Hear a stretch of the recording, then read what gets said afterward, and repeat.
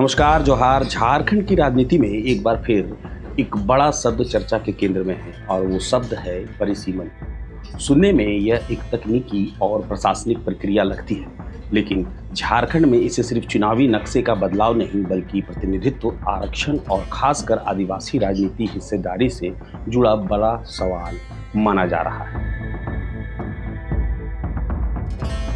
यही वजह है कि अगर मुद्दे पर सरकार, विपक्ष, अलग अलग राजनीतिक दलों के बीच बहस तेज होती दिख रही है। अब सबसे पहले बिल्कुल आसान भाषा में समझते हैं कि परिसीमन होता क्या है।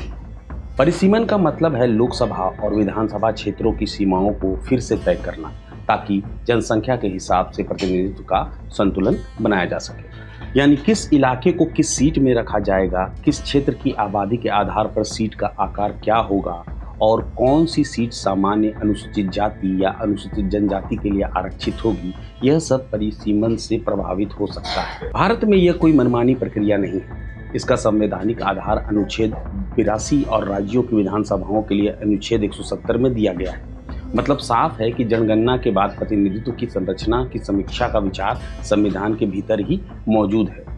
लेकिन यही से कहानी थोड़ी और दिलचस्प हो जाती है।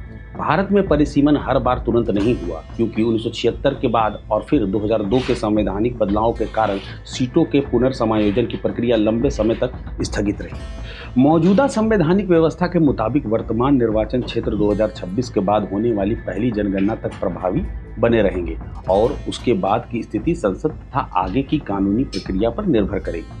अब सवाल उठता है कि अगर ये राष्ट्रीय प्रक्रिया है तो झारखंड में तनाव इतना ज़्यादा क्यों है? इसका सबसे बड़ा कारण है कि झारखंड में परिसीमन की बहस सीधे आदिवासी आरक्षित सीटों पर संभावित असर से जुड़ गई है। राज्य के मंत्री चमरा लिंडा ने विधानसभा में कहा था कि अगर आबादी के आधार पर सीटों का पुनर्निर्धारण हुआ तो अनुसूचित जनजाति यानी एसटी के लिए आरक्षित सीटों की संख्या घट सकती है।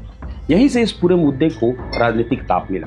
चमरा लिंडा ने यह भी कहा था कि पहले भी आशंका रही थी कि आदिवासी सीटें कम हो सकती हैं और 2026 के संदर्भ में उन्हें फिर वैसी ही चिंता है। कुछ रिपोर्ट में यह भी दर्ज किया गया है कि उन्होंने दावा किया कि 2008 के दौर में भी 6 आदिवासी सीटें कम होने की आशंका थी, जिसे राजनीतिक विरोध के कारण रोका गया। अब इसे झारखंड के सामाजिक और राजनीतिक ढांचे से जोड़कर समझें। झारखंड सिर्फ एक सामान्य राज्य नहीं बल्कि यहाँ आदिवासी पहचान, भूगोल, संसाधन, भाषा और क्षेत्रीय राजनीति का संबंध बहुत गहरा है। ऐसे में अगर आरक्षित सीटों की संख्या या उनका भूगोल बदलता है तो उसका असर सिर्फ चुनावी गणित पर नहीं बल्कि सत्ता में हिस्सेदारी के पूरे ढांचे पर पड़ सकता है। यही वजह है कि यह मुद्दा केवल एक दल का नहीं रह गया। कांग्रेस नेता रामेश्वर उरांव ने भी कहा था कि सिर्फ आबादी के आधार पर आदिवासी सीटें कम करना सही नहीं होगा। वहीं भाजपा के बाबूलाल मरांडी ने भी आदिवासी सीटों के संरक्षण के सवाल पर चिंता जताई थी और इस मुद्दे पर सरकार के साथ खड़े होने की बात कही थी। यानी झारखंड में परिसीमन पर बहस का केंद्र सिर्फ चुनाव नहीं बल्कि आदिवासी प्रतिनिधित्व को बचाने का सवाल बन गया है। अब दर्शकों के लिए और जरूरी बात समझना बेहद आवश्यक है। अभी तक झारखंड के लिए कोई अंतिम आधिकारिक परिसीमन नक्शा सार्वजनिक रूप से जारी नहीं हुआ है, जिसमें साफ साफ बताया गया हो कि कौन सी सीट घटेगी, कौन सी बढ़ेगी या कौन सी सीट का आरक्षण बदलेगा। इसका मतलब ये है कि फिलहाल जो कुछ भी कहा जा रहा है उसका बड़ा हिस्सा राजनीतिक आशंका, संभावित प्रभाव और भविष्य की बहस पर आधारित है, न कि अंतिम सरकारी अधिसूचना पर। यहाँ पर अक्सर लोग एक गलती करते हैं। वो मान लेते हैं कि परिसीमन की चर्चा शुरू होते ही सब कुछ तय हो चुका है, जबकि वास्तव में ऐसा नहीं है। असली प्रक्रिया जनगणना, संसद की कानूनी पहल, परिसीमन आयोग जैसी संस्थागत व्यवस्था और उसके बाद अंतिम सीमांकन जैसी कई परतें शामिल होती हैं। अगर इसे और सरल भाषा में कहें तो अभी झारखंड में फैसला नहीं बल्कि चिंता ज़्यादा है। चिंता इस बात की है कि अगर भविष्य में पूरी तरह जनसंख्या आधारित फार्मूला लागू हुआ तो क्या आदिवासी इलाकों की राजनीतिक ताकत कम हो जाएगी। चिंता इस बात की भी है कि क्या सीटों का पुनर्गठन झारखंड की ऐतिहासिक सामाजिक बनावट को प्रभावित करेगा। कुछ रिपोर्ट में यह भी कहा गया है कि अभी झारखंड में लोकसभा की 5 और विधानसभा की 28 सीटें आदिवासियों के लिए आरक्षित हैं। इसलिए आरक्षित सीटों के संभावित पुनर्निर्धारण को राज्य की मौजूदा राजनीतिक संरचना पर सीधे असर डालने वाला मुद्दा बताया जा रहा है। अब जरा राष्ट्रीय संदर्भ भी समझिए।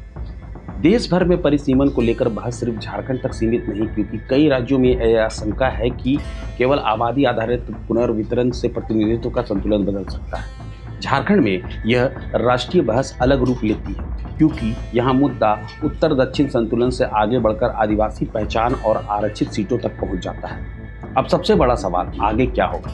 आगे की स्थिति इस बात पर निर्भर करेगी कि जनगणना कब और किस आधार पर मानी जाती है, संसद किस तरह का कानून लाती है और परिसीमन की औपचारिक प्रक्रिया किस रूप से आगे बढ़ती है। जब तक ये औपचारिक ढांचा साफ नहीं होता, तब तक झारखंड के बारे में सीटों की निश्चित संख्या बताना या अंतिम निष्कर्ष देना जल्दबाजी माना जाएगा। तो फिर इस पूरे मुद्दे का असली सार क्या है? झारखंड में नई परिसीमन पर मूल सवाल यह नहीं कि नक्शा बदलेगा या नहीं, बल्कि यह है कि जब भी बदलेगा तब आदिवासी प्रतिनिधित्व का उस पर क्या असर होगा। यानी यह बहस सीटों की गिनती से ज़्यादा राजनीतिक पहचान, संवैधानिक प्रतिनिधित्व और सामाजिक संतुलन की बहस बन चुकी है। तो कुल मिलाकर झारखंड में परिसीमन का मुद्दा सिर्फ चुनावी सीमाओं का बदलाव का मामला नहीं, यह मुद्दा इस बात से जुड़ा है कि भविष्य की राजनीति में आदिवासी समाज की आवाज़ कितनी मजबूत रहेगी, आरक्षित सीटों का स्वरूप क्या होगा और क्या जनसंख्या आधारित पुनर्निर्धारण से मौजूदा प्रतिनिधित्व कमजोर पड़ेगा। फिलहाल अंतिम सरकारी तस्वीर सामने नहीं आई है, लेकिन इतना तय है कि झारखंड में परिसीमन आने वाले समय की सबसे अहम राजनीतिक बहसों में से एक बनने जा रहा है। इस खास पेशकश में फिलहाल इतना ही। मैं अभिषेक आनंद, मुझे दीजिए इजाजत, मगर जुड़े रहें प्रभात खबर डिजिटल के साथ। प्रभातखबर.com, विश्वास वही, रफ्तार नहीं।